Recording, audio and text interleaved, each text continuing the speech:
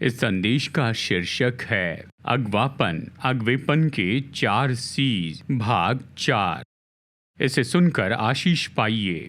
ठीक है, हम परमेश्वर के वचन में जाएंगे और आज हम अपने अगवेपन की सीरीज को खत्म करेंगे, यानी अगवेपन के 4 सीज। तो आज हम चर्चा करने वाले आखिरी सी पर। और चलिए मैं आपको जल्दी से बता दूं कि पिछले रविवार यानी दिलचस्प ऐसी बात हुई। सभा के बाद में 12 साल की उम्र का लड़का आया और उसने कहा, मैं ये गवाही बताने से बहुत डरता था, इसलिए मैं आपके पास में बताने के लिए आया हूँ। वो यहाँ पर आया और उसने कहा कि उसने मुझे जो बताया, मुझे सारा विवरण पता नहीं, उसने मुझे ये बताया कि वो गिर गया था और उसके दाहिनी ओर ये दर्द था, लेकिन प्रार्थना के समय में उसने मुंह में मिठास महसूस की, जैसे मधु उसके मुंह में आया। और उसने कहा, मैं वादा करता हूँ मैंने ऐसा कुछ नहीं खाया। यानी ये मिठास उसके मुंह में आ गई और उसी पल उसका सारा दर्द चला गया। तो वो यहाँ पर आकर खड़े होकर कहने लगा, देखिए सब कुछ चला गया, ये 12 साल का लड़का है, विश्वास करे या न करे, जो उसने कहा उस पर मुझे विश्वास है, पर मैं जानता हूँ उसने प्रभु से ये विशेष ऐसी मुलाकात प्राप्त की है जहाँ परमेश्वर ने उसके लिए बहुत ही विशेष काम किया। प्रभु का धन्यवाद इसके लिए, आमेन। ठीक है, तो हम कुछ समय से अगवेपन के बारे में कह रहे हैं और समझना चाहते हैं कि अच्छा अगवापन क्या होता है, अच्छे अगवे के चिन्ह क्या है और अच्छी अगवाई कैसे दे सकते हैं। और मैं ये कहना चाहता हूँ, ये स्पष्ट कह दूँ कि मैं ऐसा नहीं हूँ, व्यक्तिगत रूप से कह रहा हूँ कि मैंने अगवेपन का कोई स्तर प्राप्त किया है, नहीं, लेकिन हम सब सीख रहे हैं एक साथ और एक साथ बढ़ रहे हैं। आमेन।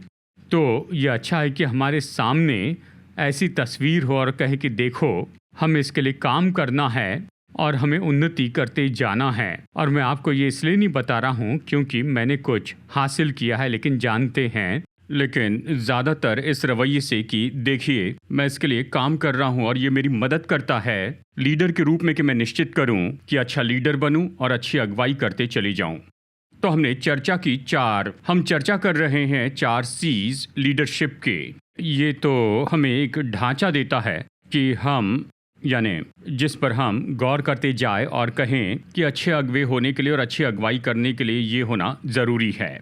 हमने चर्चा की है चरित्र पर, हमने चर्चा की है क्षमता पर और करुणा पर भी, और इनमें से हर एक में इसमें सूची दी गई है कि, और यहाँ पर हमने 7 घटकों के बारे में बताया है अच्छे चरित्र के।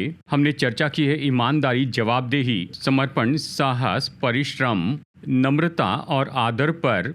और क्षमता के बारे में हमने कहा कि ये ऐसी 7 महारत हैं क्षमता के अगवेपन के लिए: दर्शन वाला कार्य, नीति बनाना, बातचीत, लोगों का कौशल, योजना बनाए अमल में लाना, सीखना। और करुणा के बारे में हमने कहा है अगवेपन में करुणा प्रकट करने के 7 तरीके हमने चर्चा की है: पहचानना, नम्रता, दयालु होना, उदारता, क्षमा करने वाले हो, बलिदान करें और आशा रखें। और ये तीनों संदेश चर्च वेबसाइट पर उपलब्ध है, आप वहां जाकर सुन सकते हैं। मैं जानता हूं कई बार लोग वापस आकर कहते हैं, जानते हैं मैं यहां आपकी सभा में था लेकिन मैं फिर वापस जाकर उस संदेश को बार बार सुना। और जानते हैं लोग प्रोफेशनल्स कहते हैं ये मेरी मदद कर रहा है मेरे प्रोफेशनल वर्क में जो मैं कर रहा हूँ मेरे दफ्तर में। और देखिए ये जानना तो सच में अच्छी बात है, चर्च रविवार की सभा के बारे में नहीं, इस बारे में ये हमारे प्रतिदिन के जीवन पर कैसे प्रभाव डालता है। आमेन। ये अद्भुत है कि हम वचन के सत्य को लेकर इसका उपयोग कर सकते हैं, आप जो भी कर रहे हैं और जो भी मौका हो या व्यवसाय जिसमें आप जुड़े हैं। आज हम आखिरी सी के बारे में देखेंगे जो है करिश्मा।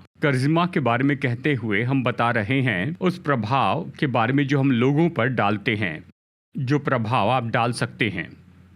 और सच में जब करिश्मा के बारे में कहते हैं तो सच बात है कि हमारा चरित्र, क्षमता और करुणा तो हमारे करिश्मा को उठाते चली जाए।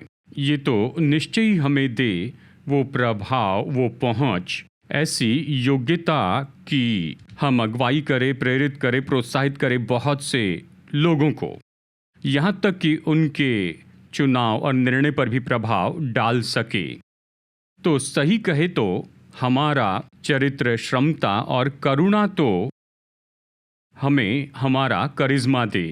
पर दुख की बात यह है लोग दूसरों के जीवन पर नियंत्रण हासिल करते हैं अपने ही जरिए के द्वारा।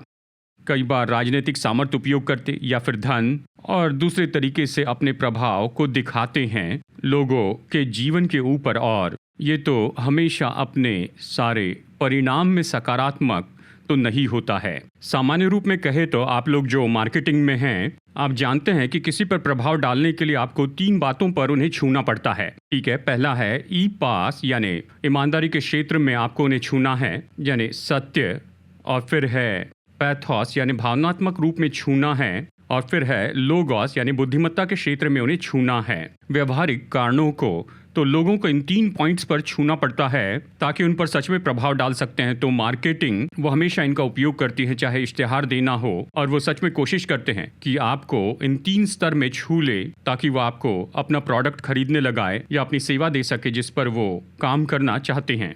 तो सामान्य रूप में ये 3 बातें बहुत महत्वपूर्ण हैं। कई बार हम देखते हैं कि लोग आदर नहीं करते हैं ई थॉट का, वो ईमानदारी या जो कहा गया उसके सत्य की परवाह नहीं करते हैं। वो लोगोस को भी अनदेखा करते हैं, वो इसके बारे में व्यवहारिक रूप में नहीं सोचते और बस चलते हैं पाइथॉस से यानी भावनाओं से, और फिर इस तरह आप लोगों पर प्रभाव डालते हैं कि कुछ अजीब से काम करने लग जाएं। बस उन्हें भावनात्मक रूप से चलाए तो, और वो नहीं जान पाते हैं इस तरह के इथॉस या लोगोस को। तो ये बात हमें अपने मन में रखनी चाहिए। लेकिन ये करिश्मा क्यों महत्वपूर्ण है? ये क्यों महत्वपूर्ण है कि हम इस तरह प्रभाव डालें? आप हो सकते हैं एक अच्छे व्यक्ति, अच्छे चरित्र के, आप में अच्छी क्षमता हो सकती है, आप में अच्छी करुणा है, लेकिन अगर आप में करिश्मा नहीं है तो फिर आप लोगों पर प्रभाव नहीं डाल सकते हैं। आप वहाँ पर हैं लेकिन लोग उत्साहित नहीं हो रहे, लोग प्रभावित नहीं हो रहे हैं। देखिए, आखिरकार अगवापन यानी जो अगवेपन का आखिरी परिणाम है वो है कि लोगों पर प्रभाव डाले और उन्हें किसी बात में लाए। दूसरे शब्दों में, वो जहां है वहां से उन्हें जहां होना चाहिए वहां लाए, और इसके लिए आपको उनके जीवन के ऊपर प्रभाव डालना चाहिए। इसलिए करिश्मा बहुत महत्वपूर्ण है, या फिर आप इसे इन 3 वाक्यों में कह सकते हैं। नंबर 1, व्यवहारिक रूप में करिश्मा क्यों महत्वपूर्ण है? क्योंकि जो लोग मुश्किल परिस्थिति में आशाहीन महसूस करते हैं उन्हें हमें आशा देनी है। या आप अच्छे हो सकते हैं, अच्छे चरित्र में, क्षमता में और निश्चय ही करुणा में भी, और जब लोग सच में बड़ी मुश्किल परिस्थिति से जाते हैं तो आप उन्हें कैसे छू सकते हैं ताकि उनकी आशाहीन परिस्थिति में भी वो अपनी आशा में उठाए जाए और कहें कि हाँ, हम इसमें से होकर जा सकते हैं। यही तो करिश्मा है, ये लोगों पर प्रभाव डालने की योग्यता है। क्या आप सुन रहे हैं? अगवे के रूप में हमें इसकी ज़रूरत है, और शायद मैं इसके बारे में कुछ उदाहरण आपको बताऊं जिसका संबंध बाइबल से नहीं है। तो ये मत सोचिए कि मैं सांसारिक प्रचारक हूं। कई बार ऐसा होता है, देखिए, कई बार ऐसे ये सांसारिक चर्च है, पास्टर सांसारिक उदाहरण दे रहे हैं। सुनिए, ये तो ठीक है। अब चलिए विंस्टन चर्चिल के बारे में कहते हैं। ये प्रचारक नहीं हैं लेकिन प्राइम मिनिस्टर थे। ये यूनाइटेड किंगडम के प्राइम मिनिस्टर थे। जब वो प्रधानमंत्री बने तो बहुत ही मुश्किल समय था। उस समय दूसरा विश्व युद्ध था 1939 से 1945 तक, और नाजी जर्मनी हिटलर की अगुवाई में यूरोप में दहशत फैला रहा था, और अगला लक्ष्य तो था यूनाइटेड किंगडम। और तब विंस्टन चर्चिल आए, एक अगवे, और वो तो बहुत ही अच्छे अगवे थे क्योंकि उन्होंने पूरे देश के ऐसे मुश्किल समय में अगुवाई की। खैर, ज़्यादा कुछ तो नहीं हुआ था, लेकिन उन्होंने जो बातें कही उनमें से कुछ बातों को सुनिए। उनके पहले स्पीच में प्रधानमंत्री के रूप में उन्होंने ये कहा, ये है मई 1940 की बात। वो वहाँ पर हाउस ऑफ कॉमर्स के सामने खड़े रहे और उन्होंने कहा, मैं इस हाउस से कहना चाहूँगा, जैसे मैंने उनसे कहा है जो इस सरकार में जुड़े हैं, मेरे पास देने के लिए और कुछ नहीं है, बस लहू, मेहनत, आंसू और पसीना है। हमारे सामने अब इस समय तो सबसे मुश्किल ऐसा समय है। हमारे सामने मेहनत और मुश्किल के ऐसे बहुत से महीने हैं। आपने पूछा कि हमारी पॉलिसी क्या है? मैं कहूँगा यही है कि युद्ध करते जाए अपनी पूरी शक्ति से और उस सारे बल से जो परमेश्वर हमें देते हैं, कि ऐसे दानवीय काम के विरुद्ध में युद्ध करे जो कि मनुष्य के अपराध के इतिहास में सबसे गहरा अंधकार का समय है। आप पूछेंगे हमारा लक्ष्य क्या है, तो मैं एक शब्द में उत्तर दूंगा, विजय। हर कीमत पर विजय, सारी दहशत के बावजूद विजय, चाहे मार्ग कितना बड़ा और मुश्किल क्यों ना हो, विजय। क्योंकि विजय के बिना बिल्कुल नहीं जीना है। क्या आप सोचते हैं ये सुनने के बाद लोग निश्चय सक्रिय हो जाएंगे? अवश्य ही। वो कहेंगे हमें इस अगवे के पीछे चलना चाहिए, हमें अपने देश के लिए खड़े रहना चाहिए, और 1 महीने के बाद उन्होंने एक और भाषण दिया, और ये तो उस समय के भाषण से बिल्कुल अलग था। 1 महीने के बाद उन्होंने ये कहा, और अवश्य सब कुछ मुश्किल हो रहा था। फ्रांस को इस समय पीछे हटाया गया। उस समय ब्रिटिश और फ्रेंच सेना पीछे हट गई। और देखिए, ऐसे समय में वो खड़े रहकर इस तरह से कहते हैं, हम चुपचाप नहीं बैठेंगे, असफल नहीं होंगे, हम तो अंत तक आगे बढ़ते जाएंगे। हम फ्रांस में भी लड़ेंगे, हम तो समुद्र और महासागर में लड़ेंगे, हम तो बढ़ते हुए भरोसे के साथ में लड़ेंगे, आखिर तक लड़ते रहेंगे और अपने टापू की सुरक्षा करेंगे, चाहे जो कीमत चुकानी पड़े। हम तो समुद्र किनारे लड़ेंगे, लैंडिंग ग्राउंड पर लड़ेंगे, हम तो मैदान में और सड़कों पर लड़ेंगे, हम पहाड़ों पर लड़ेंगे और कभी समर्पण नहीं करेंगे। बस यही। क्या आप कल्पना कर सकते हैं, आप सुन रहे हैं अपने अगुवे को इस तरह का भाषण देते हुए, तो वो कहेंगे, हाँ मैं लड़ूंगा, हाँ, इसके बारे में दूसरा और कोई विचार नहीं। तो अगुवे तो ऐसे अंधकार के समय में आशा रखते हैं और कहते हैं कि देखो, हम इसे कर सकते हैं, लेकिन हमें लड़ना होगा, आगे बढ़ते जाना होगा। अगवा तो योग्य होता है कि लोगों को सक्रिय होने के लिए प्रोत्साहित करे। करिश्मा, आपका जो प्रभाव है वो लोगों को लाएगा, क्रिया में लाएगा और हमारे उस लक्ष्य को लेगा जो कि बहुत ही बड़ा दिखाई देता है। और फिर तीसरा, ये लोगों को क्रियाशील करेगा कि उसे पूरा करे जो असंभव दिखाई देता है। और ये एक बहुत अच्छा प्राचीन उदाहरण है। सोचिए प्रेसिडेंट जॉन एफ कैनेडी के बारे में, और ये है सितंबर 1962 की बात। वो 40,000 दर्शकों के सामने खड़े होते हैं राइस यूनिवर्सिटी स्टेडियम में, और वो ये कहते हैं, वो यही तो कहते हैं। उनके भाषण का एक हिस्सा मैं कोट कर रहा हूँ, हम चुनाव करते हैं कि हम चांद पर जाएं, हम चुनाव करते हैं कि चांद पर जाएं, हम चुनते हैं कि इस दशक में चांद पर जाएं, और बाकी काम करते हैं इसलिए नहीं क्योंकि वो आसान है, पर इसलिए क्योंकि वो मुश्किल है, क्योंकि ये लक्ष्य इस तरह से क्रियान्वित करेगा और नापेगा हमारी सबसे उत्तम ऊर्जा और महारत को। क्योंकि ये चुनौती तो ऐसी है जिसे स्वीकार करने की हम इच्छा रखते हैं, जिससे हम आगे ढकेलने की इच्छा नहीं रखते, और जिसमें जयवंत होने की हम चाह रखते हैं। उन्होंने कहा, हम चांद पर जाएंगे, और 7 साल बाद वो चांद पर पहुंच गए। तो लोगों को क्रियाशील करें कि वो ऐसा कुछ असंभव काम कर दें। करिश्मा चाहिए, अवश्य ही पहले 3 तो चाहिए ही, यानी चरित्र, क्षमता और करुणा, और फिर उसे लाकर उसे बदलना है प्रभाव में कि लोगों को सक्रिय कर सके और उन्हें असंभव जगह पर लेकर आ सके। देखिए, जब हम इसे बाइबल के साथ में जोड़ते हैं, देखिए बाइबल में एक शब्द हम देखते हैं, आदर। आदर कि परमेश्वर हमारे जीवन पर आदर रखते हैं, और इसलिए बाइबल के नज़रिए से आदर बहुत ही महत्वपूर्ण है, इसलिए हम उस एंगल से बात करेंगे। अब देखिए, नीति वचन में अध्याय 3 वचन 3 और 4 में सुलेमान लिखकर ये कहता है कि कृपा और सच्चाई तुमसे अलग न होने पाए, वरन उनको अपने गले का हार बनाना और अपनी हृदय रूपी पटिया पर लिखना, तो तू परमेश्वर और मनुष्य दोनों का अनुग्रह पाएगा, तू अति बुद्धिमान होगा। कल्पना कीजिए, आपको सम्मान दिया जाएगा परमेश्वर की दृष्टि में और मनुष्य की दृष्टि में।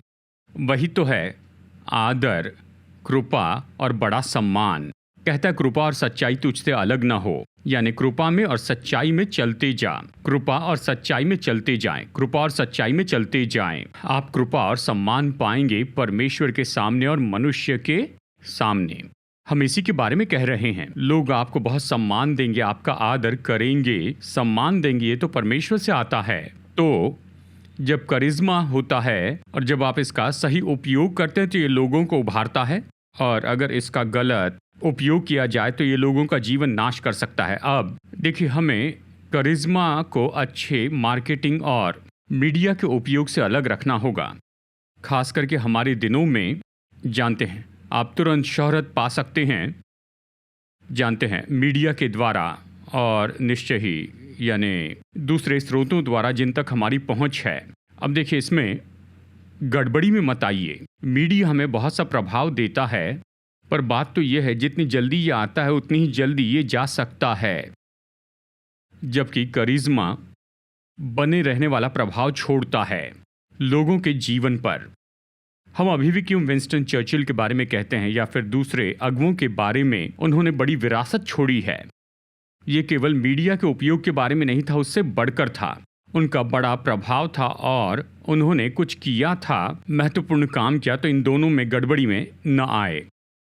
ये आदर जो परमेश्वर से आता है। नीति वचन 22:4, आइए इसे पढ़ते हैं, स्क्रीन पर ही आएगा। आइए जोर से पढ़ते हैं। इसे कहते हैं, नम्रता और यहोवा के भय मानने का फल धन और महिमा और जीवन होता है। एक और बार पढ़ते हैं, नम्रता और यहोवा के भय मानने का फल धन और महिमा और जीवन होता है। मैं गौर कर रहा हूँ आदर पर। आदर, बड़ी शोहरत और सम्मान जो लोग आपको देते हैं। ये कहता है नम्रता और परमेश्वर के भय मानने के कारण यह हमारे जीवन पर आता है, तो परमेश्वर हमारे जीवन पर आदर रखते हैं। और हम बाइबल में बहुत से उदाहरण देखते हैं और मैं आपको ये बताना चाहता हूँ एक उदाहरण जो कि यहोशू का है। जानते हैं, मूसा ने यहोशू को अगुवे के रूप में नियुक्त किया। उसने अपना कुछ आदर उस पर रखा, लेकिन फिर उसे बहुत बड़ी जगह लेनी थी और उसे एक बड़ा अगवा बनना था। बाइबल कहती मूसा से बड़ा कोई भविष्यवक्ता नहीं। और कल्पना कीजिए कि आप मूसा के बाद में अगले व्यक्ति होंगे। वो लोग बहुत ज़्यादा अपेक्षा रखते हैं, लेकिन फिर भी जब यहोशू उभर कर खड़ा हुआ तो हम ये देखते हैं परमेश्वर उसके जीवन पर आदर रख रहे थे। चलिए मैं कुछ वचन पढ़ना चाहता हूँ। यहोशू 3:7 कहता है, तब यहोवा ने यहोशू से कहा, आज के दिन से मैं सब इस्राएलियों के सम्मुख तेरी प्रशंसा करना आरंभ करूंगा, जिससे वे जान ले कि जैसे मैं मूसा के संग रहता था वैसे ही तेरे संग भी हूँ। सोचिए, परमेश्वर मनुष्य से कहते हैं, मैं तुम्हें उठाऊंगा, मैं तुम्हें उठाऊंगा, मैं तुम्हें आदर से ऊंचा करूंगा, सम्मान बढ़ाऊंगा, मैं तुम्हें उठाऊंगा। और जैसे आप देखेंगे यहोशू के जीवन में क्या हुआ तो जानेंगे। यरदन पार करने के बाद आप पढ़ते हैं, यहोशू 4:14 कहता है, उस दिन यहोवा ने सब इस्राएलियों के सामने यहोशू की महिमा बढ़ाई। जैसे वे मूसा का भय मानते थे वैसे ही यहोशू का भी भय उसके जीवन भर मानते रहे। तो परमेश्वर ने उसे बढ़ाया और लोग उसका आदर करने लगे जैसे वो मूसा का आदर करते थे। देखिए, ऐसा आदर है जो परमेश्वर से आता है। ये तो ऐसा प्रभाव है जो परमेश्वर देते हैं आपके जीवन पर। और फिर यरीहो पर जय पाने के बाद आप पढ़ते हैं यहोशू 6:27, और यहोवा यहोशू के संग रहा और यहोशू की कीर्ति उस सारे देश में फैल गई। अब केवल उसके अपने लोगों में आदर और सम्मान ही नहीं था, लेकिन अब ये तो पूरे देश में फैल गया था, सभी जनजाति में भी, और सब लोग उसका आदर और सम्मान करने लगे। यहोशू के बारे में सुना, कहा यह बड़ा महान अगवा है जिसको उभारा गया। क्या आप सुन रहे हैं? तो परमेश्वर आदर दे सकते हैं, प्रभु आपको उठा सकते हैं। अब क्यों? शायद ये आपके लिए व्यवहारिक हो सकता है कि आप 5 लोगों के टीम लीडर हो, या आप 10 या 20 लोगों पर प्रोजेक्ट मैनेजर हैं या डिवीजन के हेड हैं, और आप कहते हैं क्यों महत्वपूर्ण है? इस कारण के लिए। शायद आज आप अपने लोगों को कुछ करने के लिए कहते हैं, वो इसे नहीं करते हैं। ये बड़ी बात है, आपको उनको धमकाना पड़ता है और केवल तभी वो इसे करते हैं। लेकिन जानते, जब आपका आदर होता है, जब आप कुछ कहते हैं, तब लोग उसमें आगे बढ़ते हैं, क्योंकि वो आदर करते। आपके जीवन पर आदर के बारे में कुछ तो है और वो परमेश्वर से आता है। अब अवश्य दूसरे गलत तरीके तो होते हैं, आप दूसरे जरिए का उपयोग कर सकते हैं कि इस तरह का प्रभाव पाए, पर मैं कह रहा हूं सही तरीके का प्रभाव। प्रभु आपके जीवन पर आदर रखते हैं। लोग अपनी इच्छा से आपके पीछे चलेंगे, वो इच्छा रखते हैं कि आप जो कहते हैं उसे करें। तो ये करिश्मा जिसके बारे में हम कह रहे हैं, ये परमेश्वर से आता है, ये परमेश्वर से आता है। ये सामर्थ्य और बहुत महत्वपूर्ण है, क्योंकि जब आपके पास में एक करिश्मा होता है जो परमेश्वर ने लोगों की दृष्टि में दिया है, लोग आपको अपने जीवन में पहुंच देते हैं। लोग तो यहां आपको अपना आदर देते हैं इस हद तक कि लोग चाहते हैं कि आप उनके चुनाव और निर्णय के ऊपर में प्रभाव डाल सके। ये बहुत अच्छा है, लेकिन बहुत ही खतरनाक भी है, क्योंकि अगर आप गलत बात कहते हैं तो वो जाकर इसे करेंगे और उनकी हानि होगी। तो देखिए, मैं इसे गंभीरता से लेता हूं। लोग आकर मेरे सामने बैठते हैं, व्यक्तिगत समस्या और संघर्ष बताते हैं और कहते हैं, जानते हैं, मुझे बताइए प्रभु क्या कहते हैं कि मैं क्या करूं। वो मुझे पहुंच देते हैं कि उनके जीवन में मैं काम करूं। वो मुझे अधिकार देते हैं कि उनके चुनाव और निर्णय पर प्रभाव डालूं। अगर मैं इसे हल्के रूप में लेता कि कहूं कि जाकर ऐसा कीजिए, तो वो जाकर ऐसा ही करते हैं और उनकी कुछ हानि हो तो अच्छा नहीं। तुम्हें अच्छे भंडारी होना है इस करिश्मा, इस आदर के लिए जो परमेश्वर ने हमारे जीवन पर रखा है। क्या आप समझ रहे हैं? ऐसे अगुवे जो लोगों की परवाह नहीं करते हैं, केवल अपनी दिलचस्पी चाहते हैं, वो अपने व्यक्तिगत लाभ के लिए अपने करिश्मा का उपयोग करेगा। ये चिंता नहीं करता कि उनके साथ में क्या होगा, कि लोगों के ऊपर में कैसे प्रभाव पड़ेगा। परवाह नहीं करता, जहां तक कि उसका व्यक्तिगत लाभ उसे मिलते जाता है। ये करिश्मा का गलत उपयोग करना है। ये तो गलत उपयोग करना स्थान का कि आप लोगों के जीवन पर आदर और प्रभाव रखते हैं। तो हमें सावधान रहना है। तो चलिए जल्दी से मैं करिश्मा बनाने के 7 कदम बताना चाहता हूं। तो परमेश्वर हमारे जीवन पर आदर रखते हैं, लेकिन हमारी जिम्मेदारी होती है कि हम अपने आप को ऐसी जगह पर रखें कि इस करिश्मा को लेकर उसमें बढ़ते जाएं। और ये 7 निर्माण के कदम बहुत महत्वपूर्ण हैं। मैं केवल इनके नाम बताऊंगा। ये तो नोट्स है, हमारे सरमन नोट्स में बताए गए हैं, हमारी वेबसाइट से ले सकते हैं। मैं चाहता हूं इसके बारे में सोचिए। ये 7 निर्माण के कदम महत्वपूर्ण हैं। जब प्रभु आपके जीवन पर आदर रखते हैं, जब परमेश्वर आपको बढ़ाते हैं, जब परमेश्वर आपको उठाते हैं, परमेश्वर प्रभाव और आदर देते हैं, आपको अपने आप को ऐसी जगह पर रखना है। आपको इसे थामे रहना। आप वो पात्र हैं। ये निर्माण के 7 कदम हैं। ये बहुत महत्वपूर्ण है। नंबर 1 है आपके जीवन का उदाहरण। आप अपना जीवन कैसे जीते हैं। जब लोग आपको आदर्श के रूप में देखते हैं, वो तो तैयार होते हैं कि आपको अपने जीवन में पहुंच दे। नंबर 2, शब्द। आप कैसे बातचीत करते हैं। और देखिए, ऐसी बहुत सी किताबें करिश्मा पर लिखी गई अलग अलग नज़रिए से, लेकिन एक समान बात आप इन सभी किताबों में पाएंगे, वो है आप अपने दर्शन को शब्दों में कैसे बताते हैं। अपने दर्शन को कैसे बताते हैं, ये आपको पहुंच देता है। जानते, यानी बस सही बात कहते जाना बिल्कुल सही समय पर, ये भीड़ को सक्रिय कर सकता है। तो शब्द महत्वपूर्ण हैं।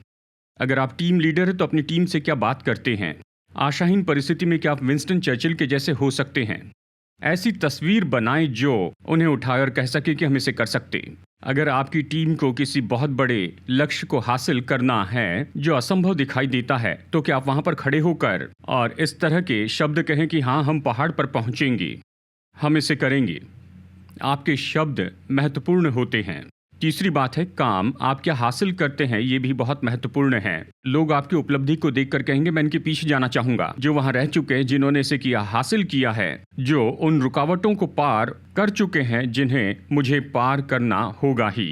तो आपके काम ये इस तरह के निर्माण के पत्थर होते हैं करिश्मा के लिए। आप जो प्रभाव डालते हैं, आप कैसे जीवन को बदलते हैं। जैसे आप जीवन के पाठ और अनुभव दूसरों को बताते जाते हैं, लोग तो अपने चुनाव करना शुरू कर देते हैं।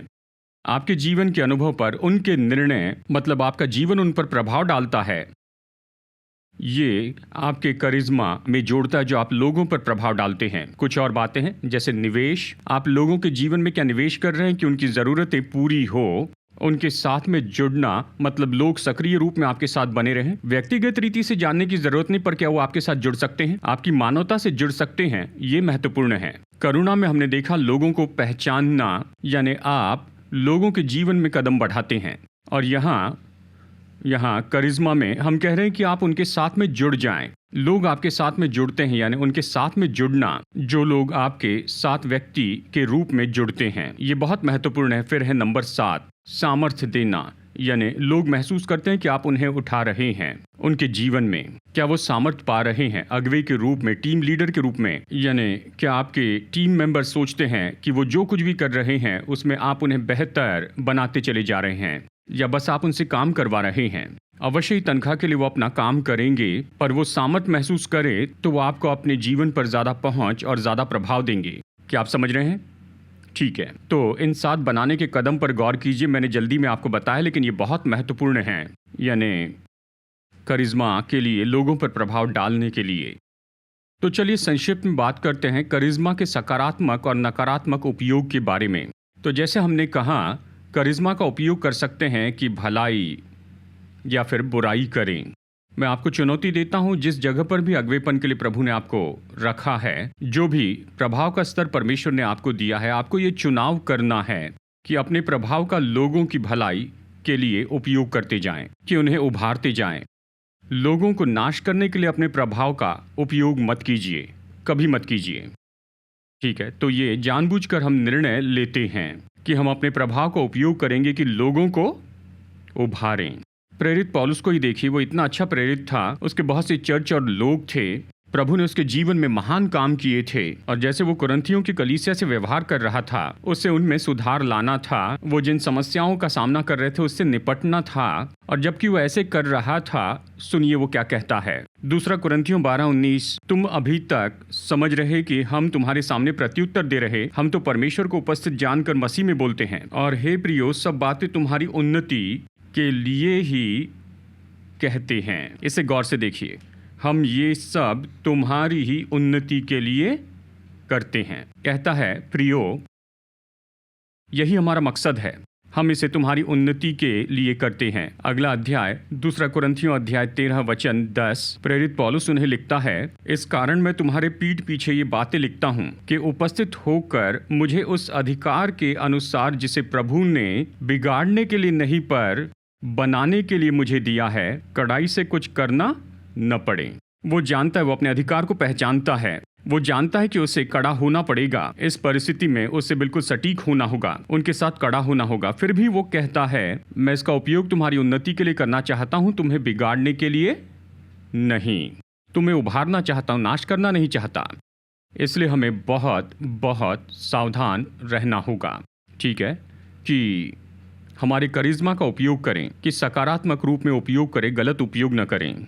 और देखिए, ये तो सच में बहुत ही सामान्य बात है। यानी देखिए, यहाँ हमारी परंपरा में हम हमेशा ये कहते हैं कि तुम्हारा कुछ प्रभाव होना चाहिए। क्या आपने कभी ये वाक्य कहा है? हाँ, आपको प्रभाव रखना है। ये नहीं कि आपको ऊपर बैठे एबीसी व्यक्ति को जानना है जो XYZ पोजीशन पर हैं कि वो प्रभाव डाल सके। नहीं, काफ़ी है। मैं यहाँ पर इस पर बात करने के लिए नहीं हूँ, लेकिन लीडरशिप के नज़रिए से जब आप प्रभाव की जगह पर होते हैं, उन सारे मामलों में सावधान रहिए। आपका जो प्रभाव है उसका गलत उपयोग न करें। देखिए, कुछ ऐसी सामान्य बातें हैं जिनका मैंने और मेरी पत्नी ने सामना किया। वो हॉस्पिटल में काम करती है, और देखिए कई बार ये बड़ा अजीब सा लगता है, ऐसा कहने के लिए माफ़ कीजिए, मैं बता रहा हूँ, लेकिन कई बार फ़ोन कॉल आता है पास्टर के लिए, पास्टर क्या आप अपनी पत्नी डॉक्टर एमी से बात कर सकते हैं? उनसे कहिए कि दूसरे डॉक्टर से मुलाकात करने के लिए अरेंज करें। मतलब देखिए, मैं हॉस्पिटल नहीं हूँ, लेकिन ये क्या है, वो प्रभाव का उपयोग करना चाहते हैं। देखिए, कंसल्टेशन चाहिए तो हॉस्पिटल के नंबर पर फ़ोन कीजिए। क्यों पास्टर के प्रभाव का आप उपयोग करना चाहते हैं? अगर ये इमरजेंसी तो अवश्य ही हम मदद करेंगे। जानते हैं, अगर इमरजेंसी हो, यानी सच में बहुत मुश्किल हो, तब हम मदद कर सकते हैं। लेकिन किसी डॉक्टर से मिलने के लिए अपॉइंटमेंट लेनी है तो हॉस्पिटल नंबर पर फ़ोन कीजिए। आमेन, सब समझ गए? कई बार ये बहुत ही मजाकिया दिखाई देता है। देखिए, मैं हॉस्पिटल नहीं हूँ, लेकिन इसलिए कि मैं पास्टर हूँ, और इसलिए कि वो चर्च में आते हैं, और इसीलिए ये सब और अक्सर मैं कहता हूँ माफ़ कीजिए, और मैं तो हमेशा उन्हें कॉल करने के लिए नंबर व्हाट्सएप करता हूँ, उन्हें हॉस्पिटल नंबर देता हूँ। मतलब देखिए, हमारा प्रभाव है, लेकिन उसका इस तरह से उपयोग मत कीजिए। इसका गलत उपयोग न करें। ये तो ऐसा है जिसका मूल्य जाने, इसको खजाने जैसे रखें। जानते हैं, स्कूल एडमिशन्स के बारे में भी यही बात है। चर्च लेटर देता है, या जो कुछ भी डॉक्यूमेंट्स चाहिए चर्च उसे देता है, पर वो कहते हैं पास्टर प्रिंसिपल को फ़ोन कीजिए, उनसे कहिए मैं आपके चर्च में आता हूँ। मैं कहता हूँ थोड़ा आराम कीजिए। हम उनके निर्णय लेने की क्रिया में हस्तक्षेप नहीं करेंगे। उनका एक क्राइटेरिया है जिसके आधार पर बच्चों को दाखिला देते हैं। हमें जो करना है हम करेंगे। आप प्रोसीजर फॉलो कीजिए, एप्लीकेशन दीजिए, चर्च से जो लेटर चाहिए वो हम आपको देंगे, पर उनके निर्णय पर प्रभाव नहीं डालेंगे। तो आमीन लोगों, ठीक है। यानी बात तो यह है कि अपने प्रभाव का गलत उपयोग मत कीजिए जो परमेश्वर ने आपको दिया है, ठीक है। और इसलिए ये तो बहुत ही उलझी हुई परिस्थिति है, लेकिन मैं हमेशा कहता हूँ, देखिए पेपर वर्क में आपको जितनी भी मदद चाहिए हम इसे करेंगे, लेकिन प्रभाव का गलत उपयोग मैं नहीं कर सकता हूँ। और इसलिए देखिए, हमें अच्छे भंडारी होना है, अच्छे भंडारी बनना है। तो अंत में चलिए इस पर बात करते हैं, अपने आदर को कैसे बनाए रखें। इसे कैसे बनाए रखें, यानी देखिए, परमेश्वर आपके जीवन पर आदर रखते हैं और फिर आप यहाँ पर सही काम कर रहे होंगे, उभारते जा रहे होंगे और आप आदर और सम्मान की जगह पर आते हैं। और ये करिश्मा, ये जो प्रभाव है जो परमेश्वर ने लोगों के जीवन पर दिया, लेकिन आप इसे एक दिन में नाश कर सकते हैं, आप इसे एक दिन में बर्बाद कर सकते हैं। तो हमें क्या करना चाहिए? हमें यही करना है कि इसकी रक्षा करें, इसे बनाए रखें, सुरक्षित रखें।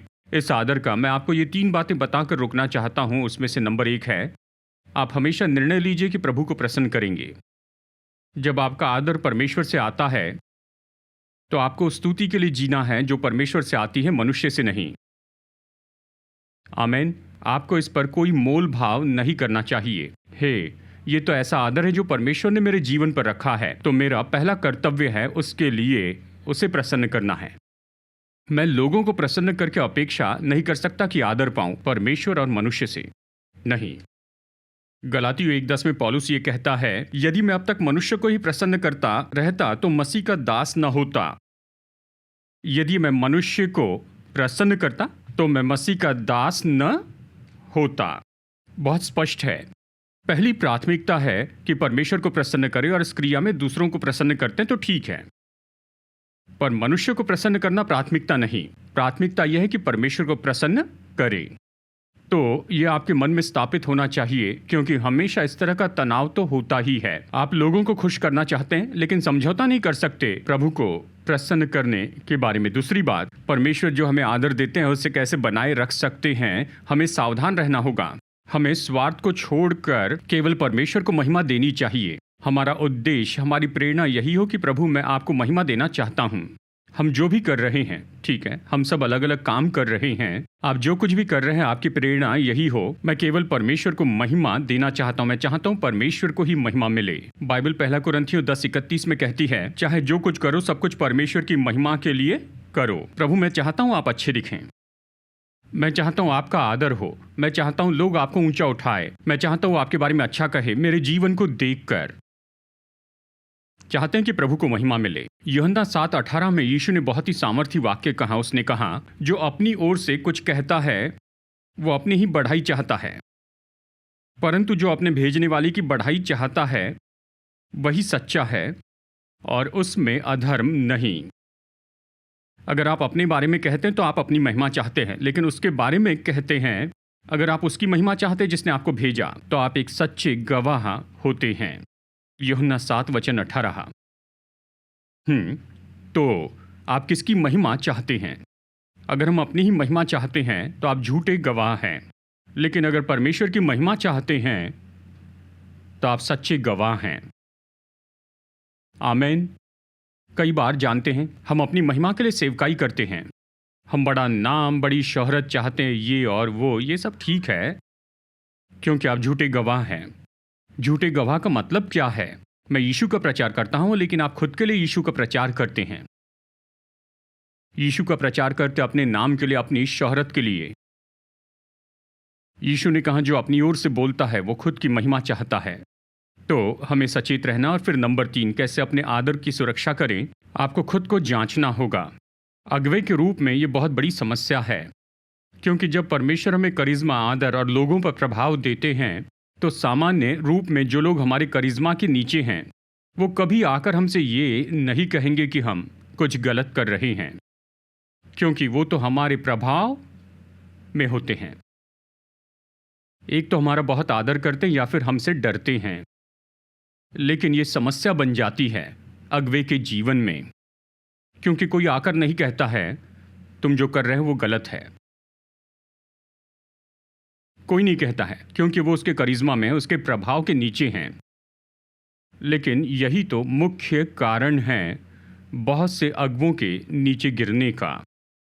करिश्मा के कारण कोई उन्हें बताना नहीं चाहता। तो देखिए, यानी इसके हल के रूप में, या इस हल के एक भाग के रूप में, हमें खुद को जांचते रहना है। और प्रेरित पौलुस, मैं तो उसके 2 वचन बताऊंगा।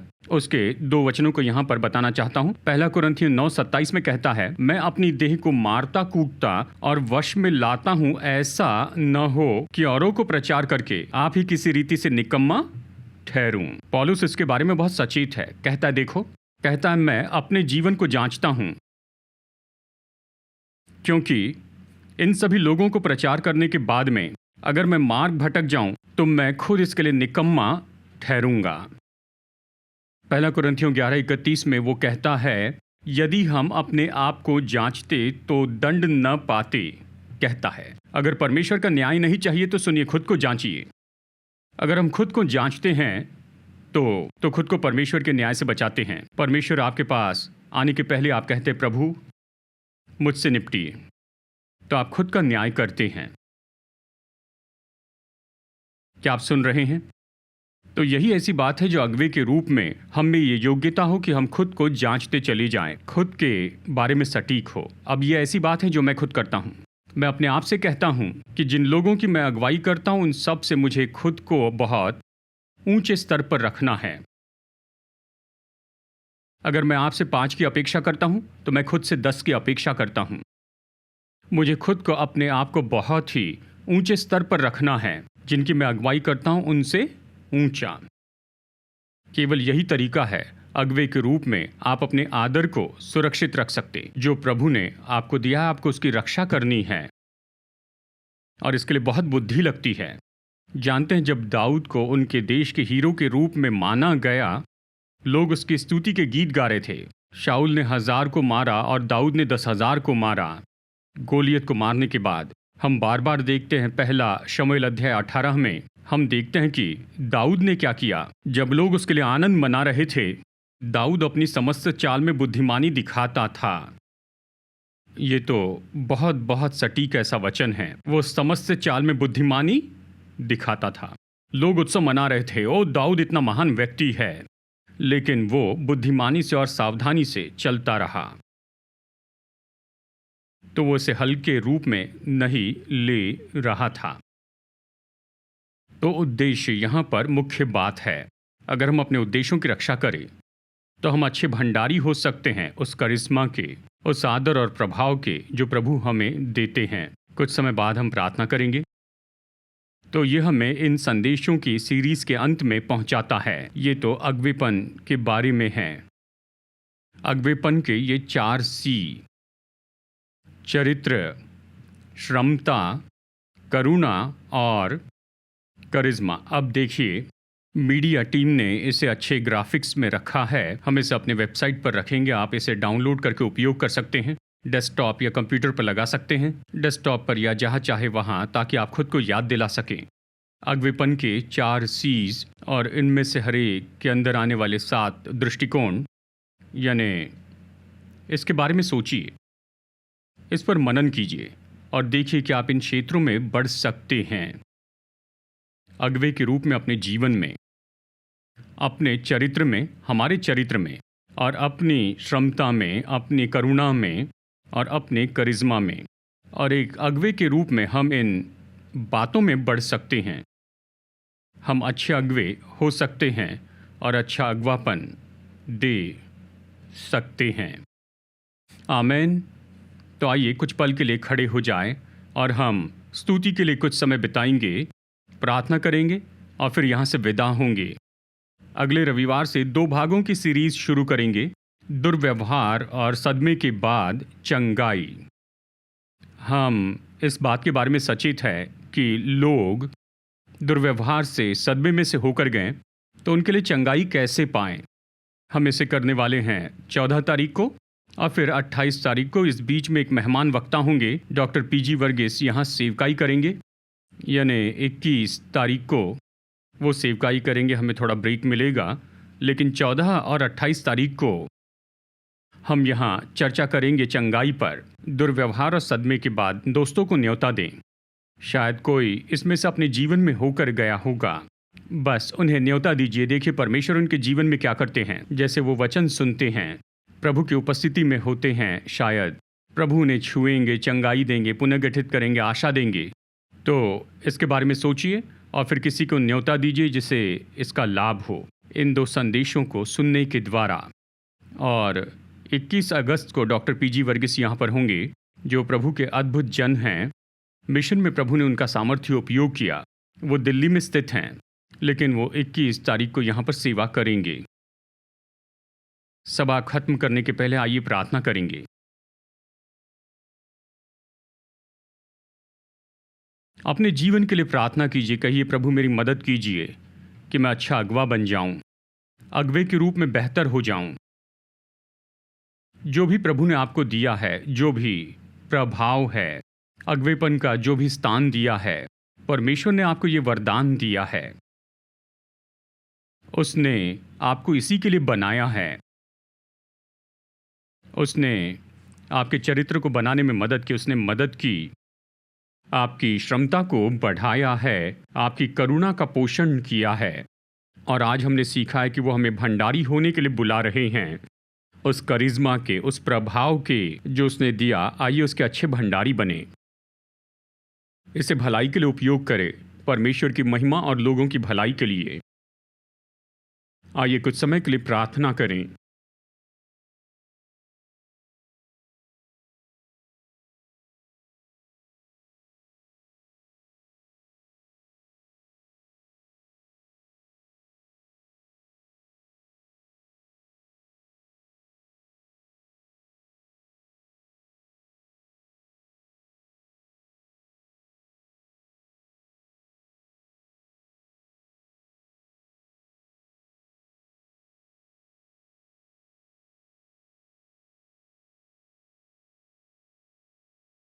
पिता, हम प्रार्थना करते अपने पवित्र आत्मा की सामर्थ से हमें भरिए। यहाँ पर के हर एक व्यक्ति को परमेश्वर, हर एक व्यक्ति को जिसने आपने उठाया कि अगवे हो जाए। हम प्रार्थना करते हैं ऑनलाइन देखने वाले दर्शकों के लिए, आपने लोगों को अगवेपन में रखा है। प्रार्थना करते हैं कि आप हमारी मदद कीजिए कि हम बेहतर अगवे हो जाएं और अच्छे अगवेपन को दे सकें उन लोगों को जो हमारी देखभाल में दिए गए हैं।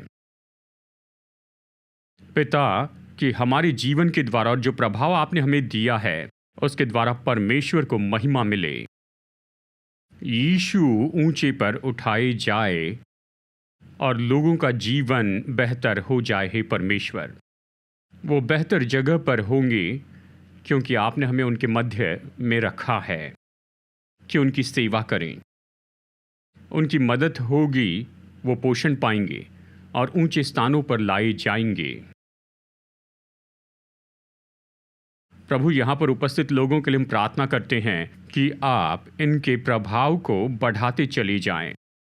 जैसे कि हमने यहोशू के बारे में पढ़ा है, आपने उन लोगों के बीच में उससे ऊंचा उठाया और फिर पूरे देश में उसे फैलाया। हम प्रार्थना करते हैं इन लोगों के लिए जो इस ऑडिटोरियम में और हमें ऑनलाइन देख रहे हैं। सर्वशक्तिमान परमेश्वर, आप इनके प्रभाव को बढ़ाते चले जाएं, इनकी वर्तमान की सीमाओं से परे ले जाएं। हे परमेश्वर, आपने ऐसा करने का चुनाव किया है, इसलिए आप इन्हें उठाते जाएंगे। आप इन्हें आदर, अगवेपन और प्रभाव की जगह पर रखेंगे। हमारे देश में, पूरे देश में और इससे भी परे प्रभु, क्योंकि आपने ऐसे करने का चुनाव किया और ये आपके सामने खड़े हैं नम्रता से और परमेश्वर के भय में। प्रभु, हमने पढ़ा है नम्रता और परमेश्वर के भय के कारण धन संपत्ति, आदर और दीर्घायु हमें मिलती है। प्रभु, अपने लोगों के लिए कीजिए। हे पिता, लोगों को उठाइए, यह हमारे देश पर प्रभाव डालने वाले हो, भलाई के लिए सकारात्मक तरीके से लोगों को उभारिए कि वह अलग अलग कामों के क्षेत्र में प्रभाव डाल सके। जहाँ पर अंधकार है वहाँ पर ये तेजों में ज्योति के समान आए। आपने इन्हें जो प्रभाव दिया उसके कारण आपने इनके जीवन पर जो आदर रखा है, क्योंकि आपने इन्हें उठाने के लिए चुन लिया है। प्रभु, अगर आप दाऊद को लेकर राजा बना सकते हैं तो आप यहाँ किसी को भी ले सकते हैं और उन्हें प्रभाव दे सकते हैं, क्योंकि आपने उन्हें चुना है। किसी को भी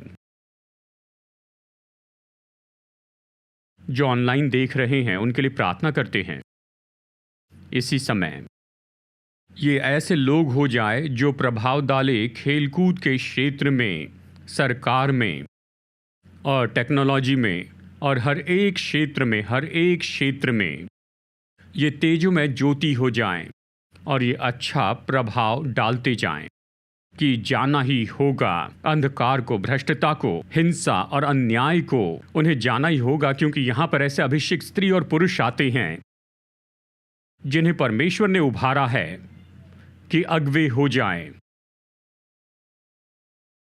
कि धार्मिकता और न्याय लेकर आए, कि परमेश्वर के राज्य को बढ़ाते जाएं मनुष्यों के बीच में।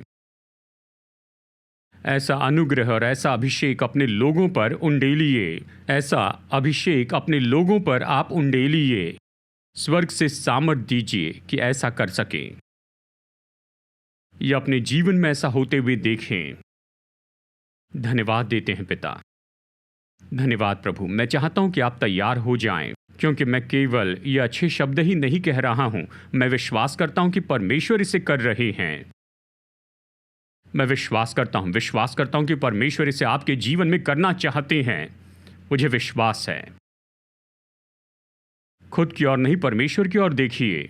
देखिए परमेश्वर क्या कर सकते हैं, वो कितने महान हैं, वो कितने सामर्थी हैं, वो कितने अद्भुत हैं। विश्वास कीजिए, विश्वास कीजिए। धन्यवाद प्रभु, धन्यवाद। और ऐसे बहुत से लोग हो जो कहें कि धन्यवाद हो यीशु, क्योंकि आपने ऐसे लोगों को तैयार किया है कि फर्क लेकर आए। प्रभु धन्यवाद, हम आपकी स्तुति करते हैं। ठीक है, हम सभा खत्म करेंगे, हम यहाँ से जाएंगे। अगर प्रार्थना करवानी है, हमारे पास्टर आपके लिए प्रार्थना और सेवा करने के लिए यहाँ पर होंगे। आइए अंतिम प्रार्थना करते हैं। पिता, हम धन्यवाद देते हैं आज के दिन के लिए, और हम यही कहते हैं कि हमारे प्रभु यीशु मसीह का अनुग्रह, हमारे स्वर्गीय पिता परमेश्वर का प्रेम और पवित्र आत्मा की मधुर उपस्थिति हम में से हर एक के साथ हमेशा होती रहे, यीशु के नाम में, आमीन। संदेश सुनने के लिए धन्यवाद। भरोसा करते हैं कि ये संदेश आपके लिए आशीष रहा। मुफ्त के स्रोत पाने के लिए, जिनमें है सरमन नोट्स और पब्लिकेशन पाने के लिए विजिट करें apcwo.org पर। बेंगलुरु के एपीसी बाइबल कॉलेज की जानकारी पाने के लिए विजिट कीजिए apcbiblecollege.org पर। याद रखिए, all peoples church Bengaluru app download कीजिए एप्पल या गूगल प्ले स्टोर से।